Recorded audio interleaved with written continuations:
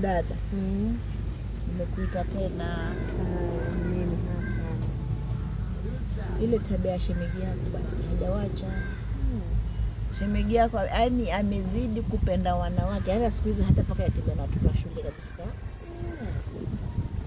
Usiku mmelala, waamka usiku amshtukie yuko kwa simu ya chat. Yaani paka anajiuliza, huyu mwanaume kweli ni nini mbaya na yeye? Nimejaribu vyote lakini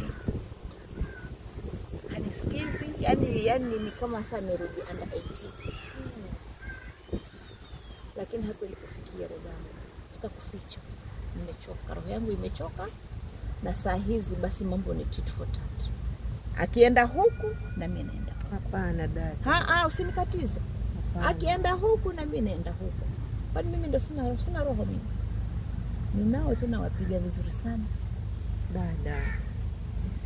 Kitabu cha Waefeso 5:22 mpaka 23 kinatupatia usia sisi wanawake ya kwamba tuwatii waume zetu. Maana hao ndio vichwa vya familia.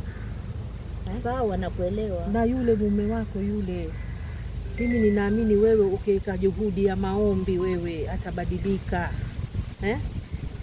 Usifanye uovu dada. Uovu hauna amani.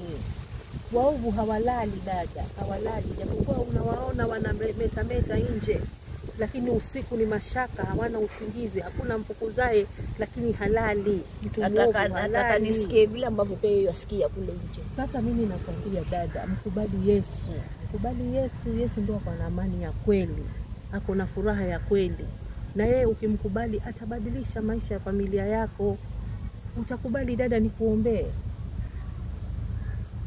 Mimi hata sina shida dada. Kama huko ndio ukapatikana amani, basi shida iko wapi? Amani iko kwa Yesu. Maana mimi mume wangu nampenda kusema ukweli, lakini tabia zake ndo zimenisinya. Haya, tumpelekee Yesu hayo matatizo. Umkubali Yesu, tuombe. Acha tuombe dadangu. Mungu ni